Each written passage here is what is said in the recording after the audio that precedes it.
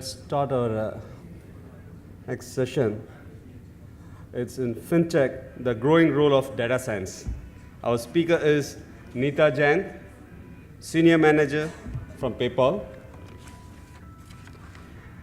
Neetha Jayanth has led various risk initiatives at PayPal on focusing on offering value propositions like protections to the merchants while building their businesses online and in seller fraud management. A graduate in economics with over a decade of experience in data analytics, she spent time before PayPal in the world of forecasting in supply chain and market research. Welcome, ma'am. We're having an exciting number of sessions. The agenda looks packed, and I'm glad to have the opportunity to be here.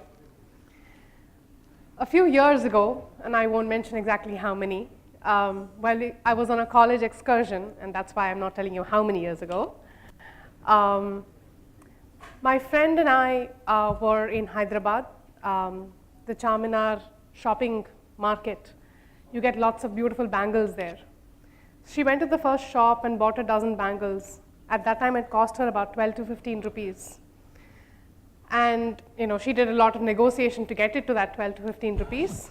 And then she challenged, or rather the shopkeeper challenged her and said, "Madam, if you buy it anywhere else in this market for less than that, I'll give you money back and free." So she went.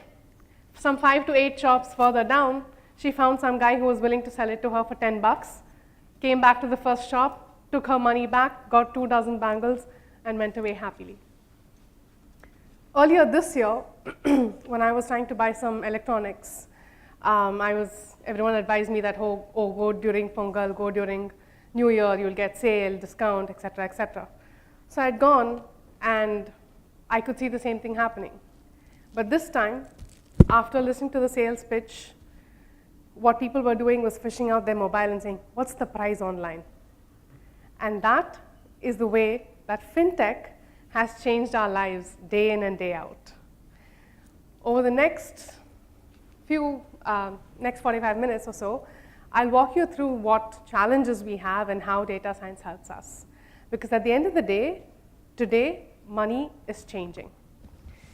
With the greater adoption of mobile devices and with the transformation of cash to plastic money and now digital money, the way we spend, the way we live our lives is very different. And money is changing, is a fallout. It's not the first thing that changed. The fact is that user behavior has changed. All of our customers are different today. In any industry, the customer you're looking at has a very online personality. Everything from what I ate or what I cooked for lunch till announcing weddings and the birth of a child happens online. Your moments, your memories, your photographs, your thoughts, everything goes online. When you're in a discussion and you don't understand a word that's being used or you don't know a person who's being discussed, you immediately Google it, right? That increasing online presence is what made money also move online. And that's why today we're in a space where FinTech is a very competitive industry. Now, what happens when people start creating these online personalities? You expect that online personality to have an impact. The next time you go and search for, let's say, a recipe, you expect the auto text to fill up the rest of what you're trying to say. When it's around Father's Day and you start typing FAT, you expect Father's Day gifts to just emerge as an option. And especially when you're typing on mobile devices, this is a very useful thing to have. So these experiences, what tech companies work on today to make it easier for the customer. But what is the side effect of making experiences easier for the customer? It's not just the customer who benefits, it's also fraudsters who benefit, right? So over the last couple of years, what it's led to is almost 112 million cyber attacks in just a year. This increases year on year since 2015, we've seen almost a 50% increase in these numbers. And these come, when they initially started, they were for 100 rupees that I could get out of your wallet or your card.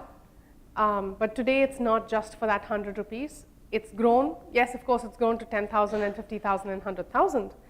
But more importantly, the value is to your identity. All of us have built a financial identity. You have a credit history associated with who you are, what instruments you have. Literally from the moment you get your first paycheck onwards, you have a financial history. And that financial history, that identity associated with it is what people are after, right? That is so much more valuable than just buying something for 500 rupees. And the smarter the fraudster, the more they're able to access out of it. So why or how does all of this play in with technology? With the increasing amount of data that's available online, you have data breaches, you have cyber attacks, you have breaks in internet protocol. But equally and thankfully, technology has also helped us with much better encryption. Did you imagine that when you were growing up, that your fingerprint would help you buy a 12 rupee song? But today, if you were to download a song in iTunes for 12 rupees, it needs your fingerprint, right? That's the level of authentication we have. Likewise with encryption.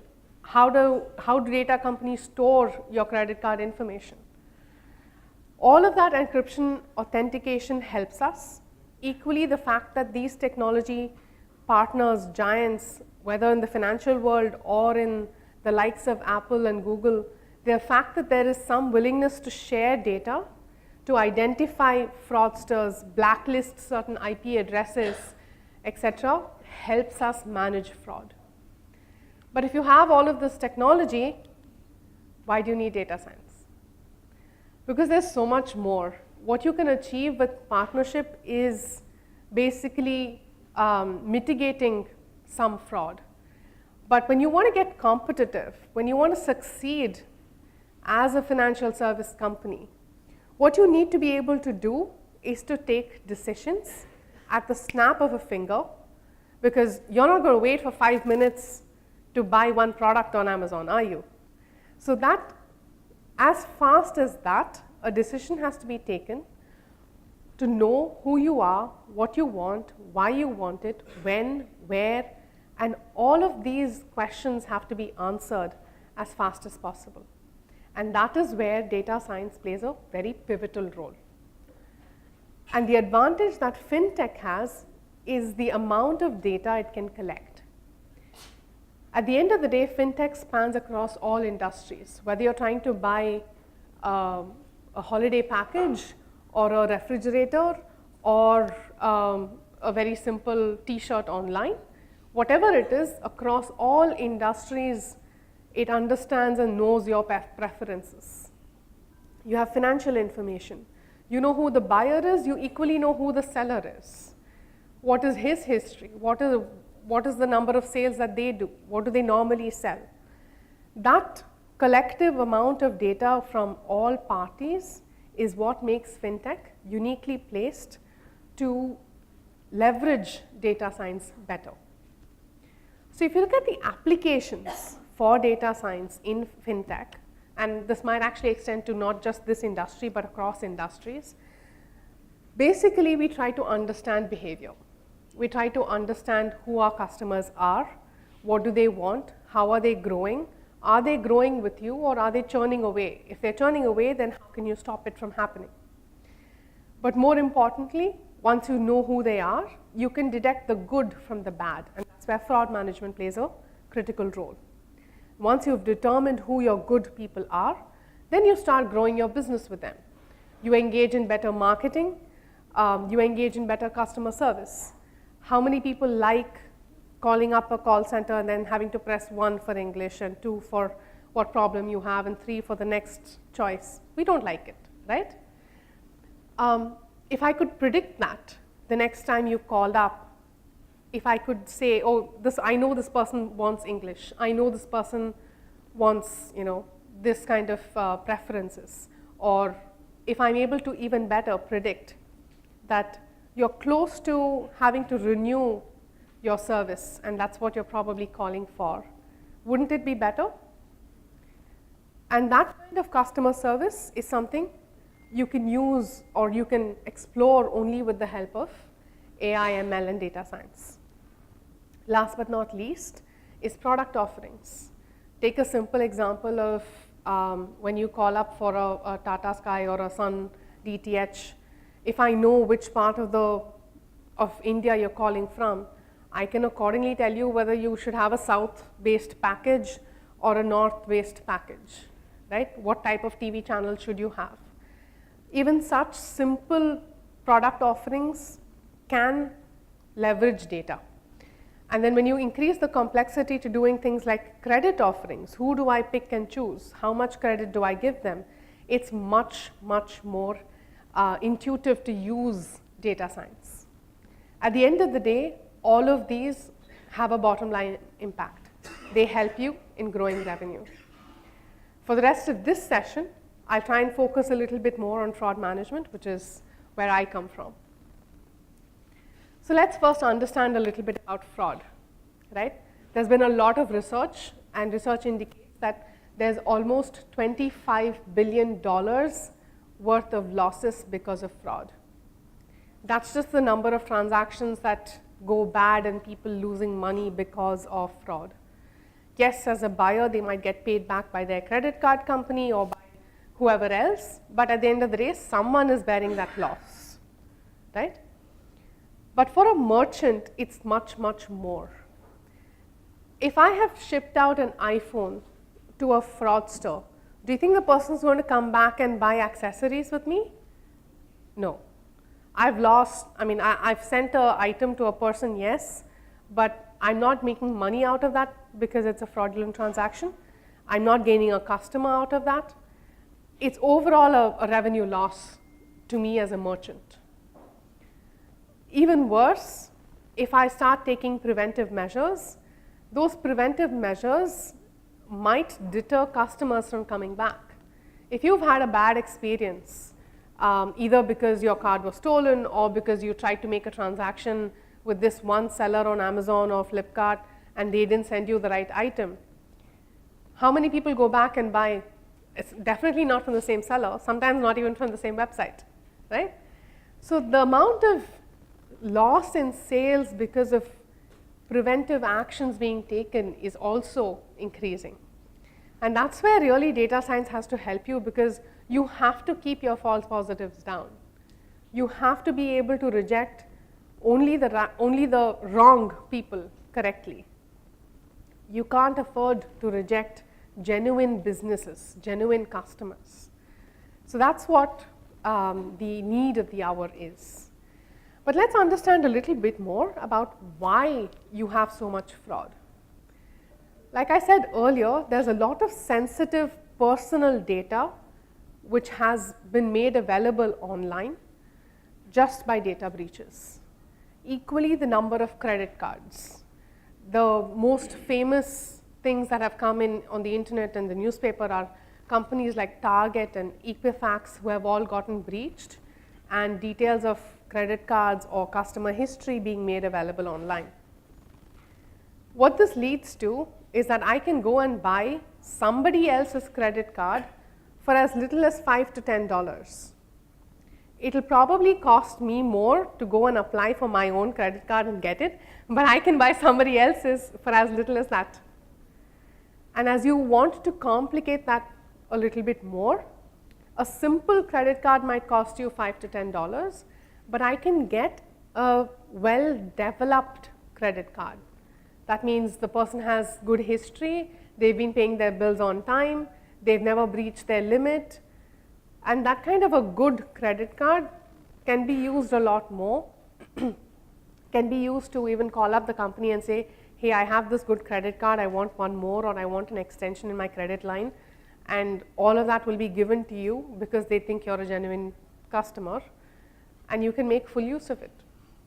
And so to pair up with that credit card, you can get email accounts, you can get corporate email accounts, and even a full online payment account, all for maximum $1,000.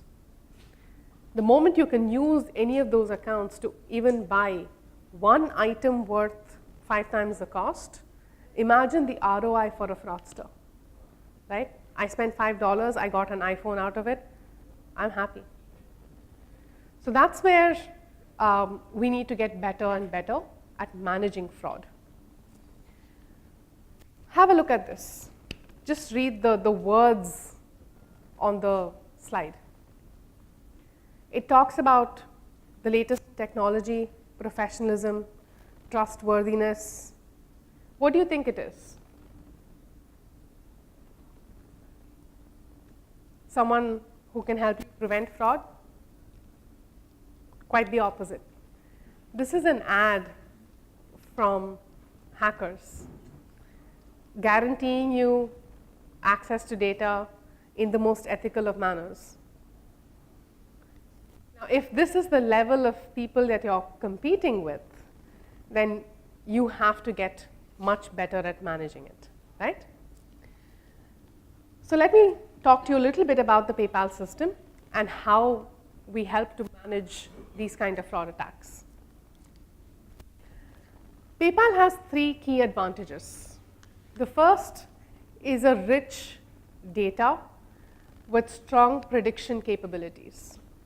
Being one of the industry firsts globally in the space of digital wallets, we have 10, 12, 15 years of data on payments to be able to use for ML, for predicting what is and what is not fraud. Now, data in itself can tell you a lot of things. How you interpret it and how you use it effectively is where our approach, which is a story-based approach, helps to distinguish the good users from the bad. We'll look at a couple of cases later in the presentation to help you understand what this means. And last but not least, as you look at some of these stories, you will understand so much more about what's happening. And that gives us the scope and ability to innovate even more on how to interpret and how to use this data even better. And those are our homegrown solutions. Let's pick up the first point, data. How do you get this data? PayPal is a closed loop network. What that means is we have buyers, we have sellers, and we have partnerships with financial companies, banks, credit card issuers. Now, that means in a transaction when it happens, there is a buyer who feels safe, protected because of protection policies on PayPal. There's a seller who now has access to buyers from around the globe.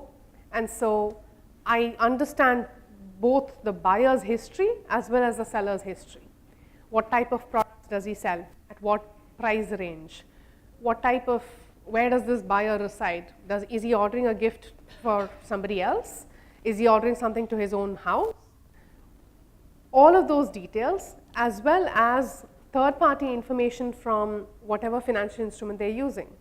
If it is a credit card, that Visa or MasterCard will also give me some information on whether it is a blacklisted or not blacklisted card. So that closed loop gives you a rich amount of data. How we use this data has changed phenomenally in the last decade. Where we started, we did very linear classification models, just looking at few variables and saying, okay, if I know these 5 things about the person, can I predict whether it's good or bad? Very linear based models. Over time, that changed to neural networks, trying to increase the complexity and predict using a lot more variables.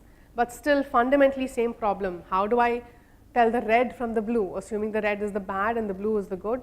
My end of the day goal is to cluster out the red, take actions on them, and leave out the blue so that as much as possible my business and my customers are not badly affected.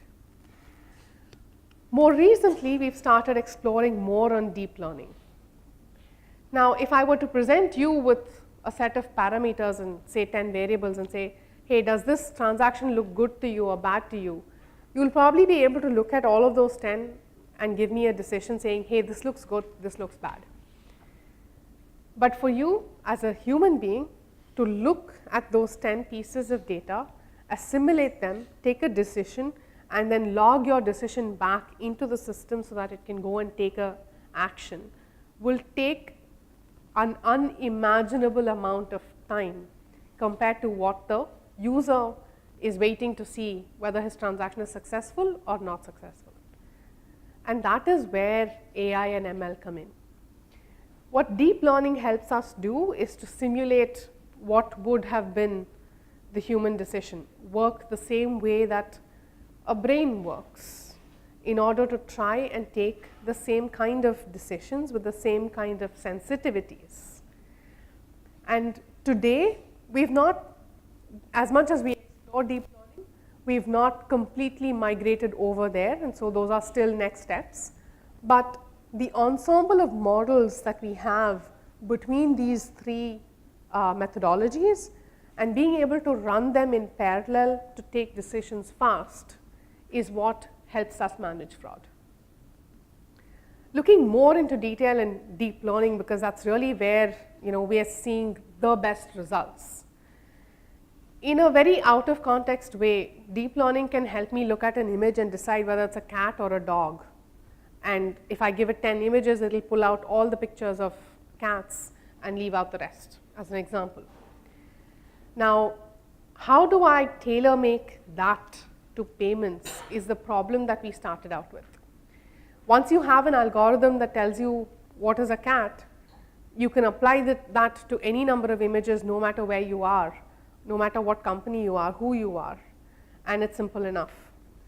But then to apply that to payments is not possible, and so you have to design an algorithm from scratch to figure out, using the variables that you have, predicting fraud. And how deep learning helps us basically is it allows us to be nonlinear.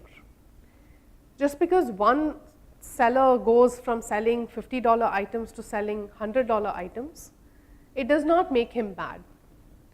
But some other seller who has the same 2x increase, let's say from $500 to $1,000, could definitely be showing bad indicators, could definitely be selling something that he is not going to deliver, for sure.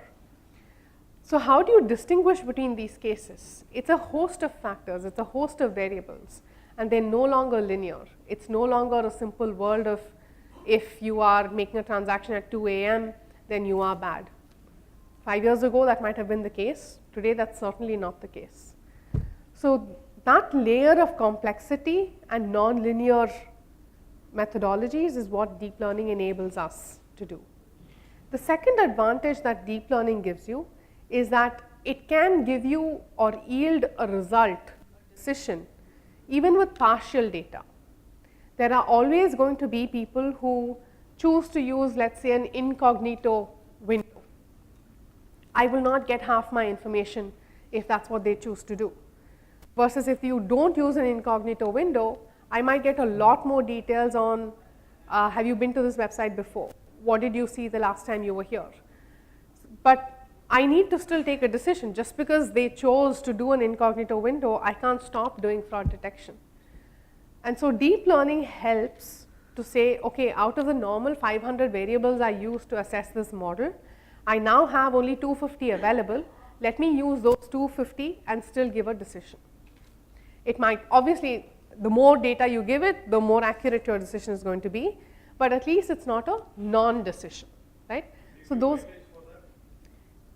yes, yes. One is that there will be weightages for each of the variables.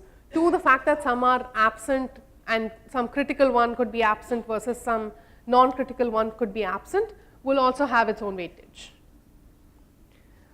So these are capabilities that deep learning gives us, which historically we've not had in other algorithms. And that's why increasingly we're trying to leverage this technology. And with the amount of data we have, it's a beast that we can actually feed and get results from.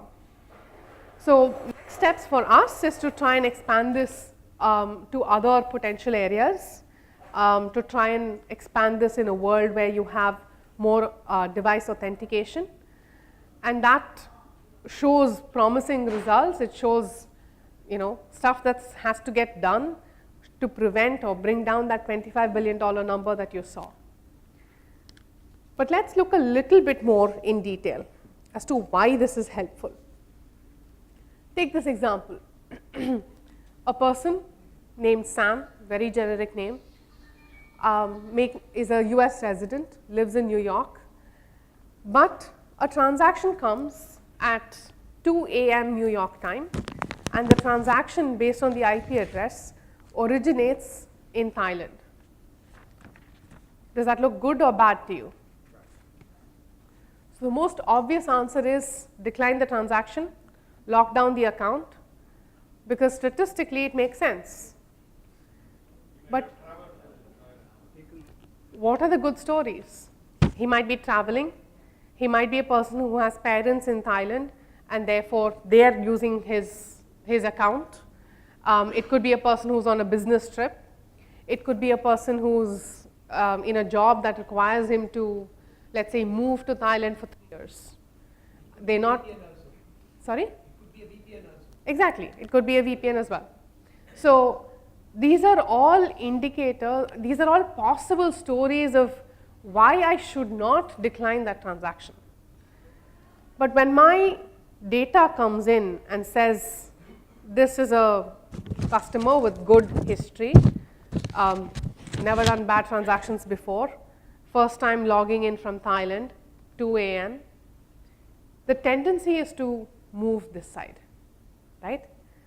And that's where we start leveraging more of story-based approaches, more of behavioral analytics. And you start looking at what other data points are there. Can I historically see how many other people have done this? Can I see how many people this Sam knows have been in Thailand recently? So you tell stories using this. Go back, look at this guy's account and say, okay, actually what happened was this person made a transaction at the airport as soon as he landed to buy himself something to eat. That's the truth. If I had declined it, it would have been a very bad experience, and he would have stopped trying to use PayPal in Thailand for the rest of his trip, which is a lot of business loss. Chances are, even when he comes back to New York afterwards, he might be peeved off enough to not come back and use it, right? So You can look at the merchants of, suppose you are talking about airport and food, right? yes, It's not too large an amount. exactly. Basic as food. Yes.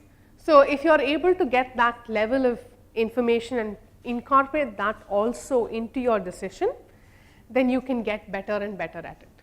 But like when we started, with simple models, the tendency was to start classifying this as a bad transaction.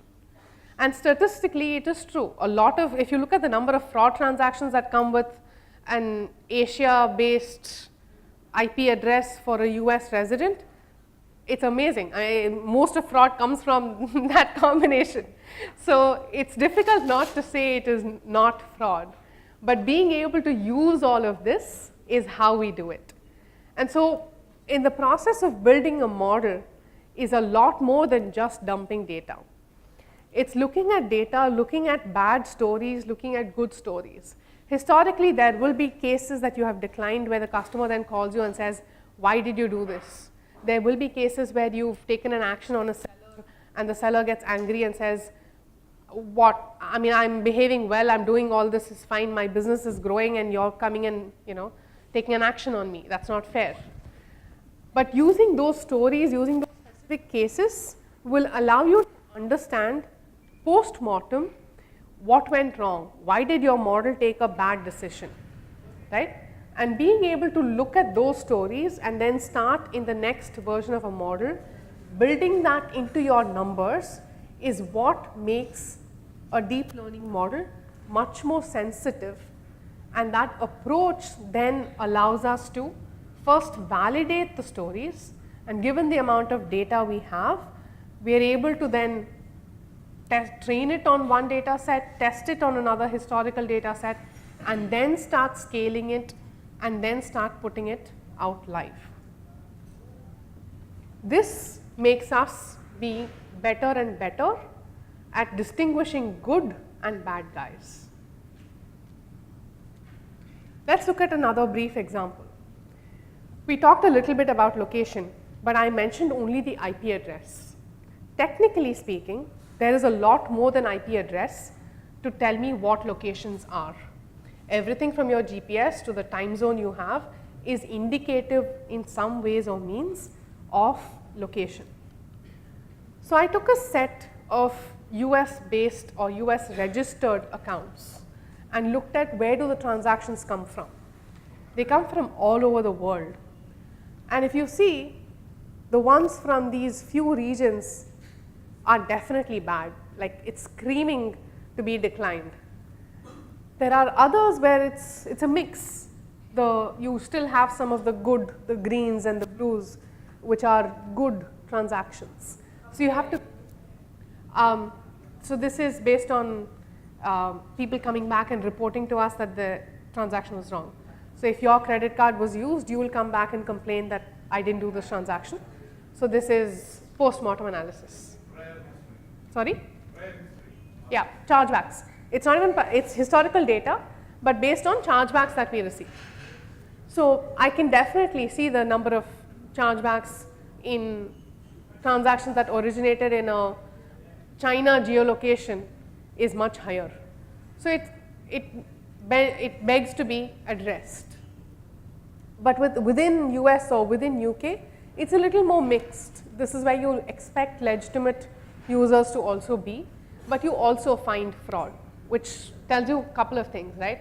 First, geolocation could be a good indicator, but if geolocation and registered country match, you have to start looking at other things. It doesn't mean that it's always a good transaction. Now this is a very two-dimensional process. Imagine adding 500 other variables, all of these locational indicators to try and get an answer. That is why you need data science. Human cannot do that. And then extending that is when you have 250 billion accounts and you're a first-time user, I can't take a decision based on only you. I have to draw a parallel between you as an individual and others who have a similar history or background as you, so that I can draw parallels and predict whether you're good or bad. Because at the end of the day, if each time you come and create a new account, I start your history from scratch, I can't make a good decision. And it's very easy in this world and day to move from one email address to the next email address. They're all available for free. And then if you go and do it in a different language, this is Sasha in 2 different languages. Unless I have the necessary powers and technologies to help me understand that, link that, and build transitive relationships, it's difficult to make those decisions. So that's where our innovation comes in, where we start realizing that, okay, it's not enough for me to look at a transaction and make a good and bad decision. I need to look at this person's history. We started with the example of that 2 a.m. transaction, and we said, okay, can I look at, has this person been to Thailand before? Is he buying from an airport?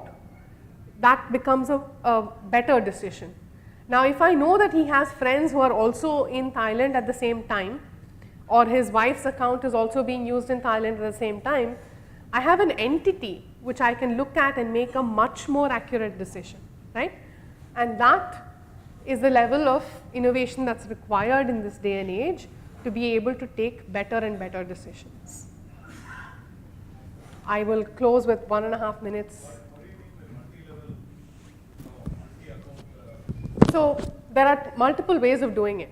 The first is, let's say you are, like if I were to look at it as a household, then you, your wife, your kids, everyone will have an account, and I can try and associate that with address or whatever common parameters there are.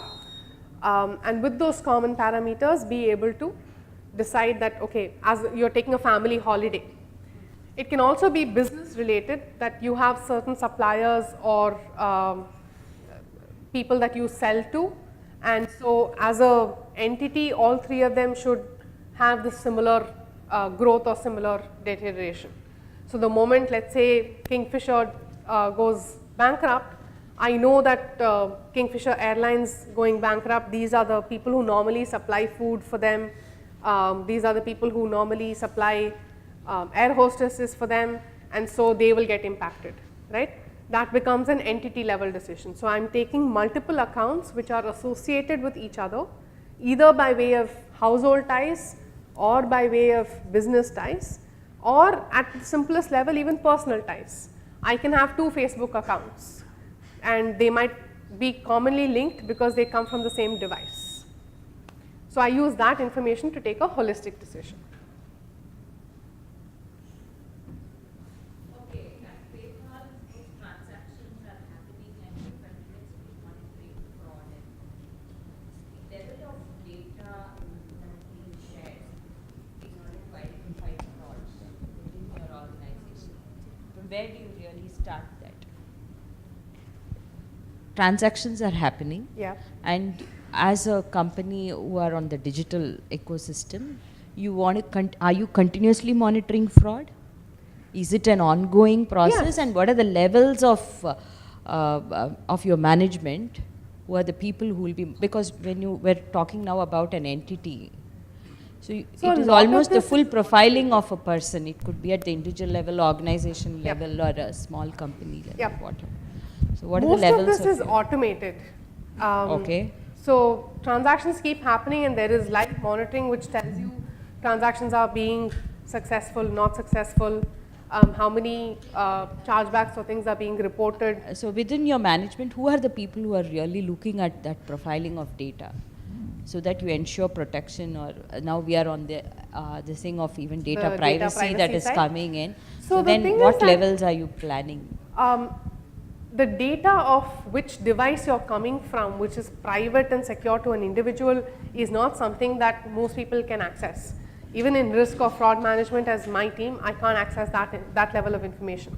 What I can access is more of collective this thing, saying that there are China-based IP addresses which is causing a fraud attack. So it's a very aggregated level of data that most users in PayPal would end up seeing and using to mitigate or take action. There will be obviously few data science experts who are doing the modeling who might get to see more, and there will be few people on the agent side who take fraud reviews and decisions who will get to see more, but that's the way we restrict the amount of information that's being available. There is one problem which you might have seen. Say in India, if I use this card, like they ask for mandating PIN pad, whereas if I use the same thing in US, they don't care also. Like they just swipe it and then do it. So it is a challenge for us also as a user. But is it not possible for you also to mandate them to say, like wherever it is used, the card should be? It's honestly up to regulatory authorities to do that. Europe is now in the process of changing, but when they first started doing the PIN, what we call 3DS or a third second factor authentication, it started leading to almost 30% reduction in conversion. So people would come and then they'd have to do all of this process, so they didn't want to, they'll drop off, not do the transaction. So merchants are not very in favor of doing it, especially in those countries which have not adopted it. Advantage that India had is that from the get-go, when we started going online itself, we had it. So we've not lived in a world without second factor authentication. We don't mind doing it 2 times, 3 times over. But for people who are so used to, for the last 20 years, not doing it, suddenly asking them to do it is seen as very frictional. And so it does lead to a bad effect on this thing. US has only now got to the point of saying that they will start using chip cards. Earlier they were still using a magnetic stripe. And magnetic stripe is so easy that I can just pick up any of your hotel key cards and make it a credit card. So that way at least they are growing now. So I think over the next 5 to 10 years it will start increasing, and PIN adoption or other things will start increasing. It'll probably not be 100%. Like in India, even for a 100 rupee transaction, I do it. I expect that in US, it'll be a little bit more for high dollar values or risky shops or electronic items or those kind of things, but I'm sure it'll come. I think second one is on the proximity card, like how much bogus card transactions comes. Means proximity card, you know, like even if I take the reader close to the card, even the user not knowing that somebody is using it, like how much data you are getting or how much fraud transactions you are getting. It's not as bad as the magnetic stripe cards, but it is still probably worse than chip cards, but it's fairly new right now, so we're still learning more about how to manage or handle that. But tap and pay, inherently, because it comes from a chip card, it gives you a lot more information about the location, network and everything. So you can ping that versus the person's device or their app, assuming they have a PayPal app, and then use that to take better decisions. Thank you, Neetha. Thank you. For providing the insights from FinTech. Now, may I request Mr. Shankar Ramaya from Saudi, a banker, to present the memento, please. He attends our conference every year. For that, he flies down to Chennai.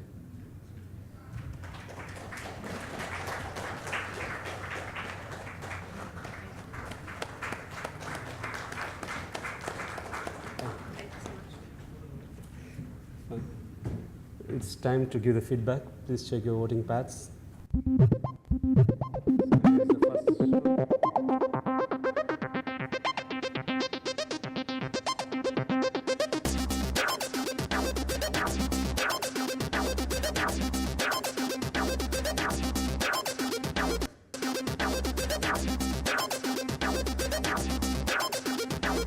Next.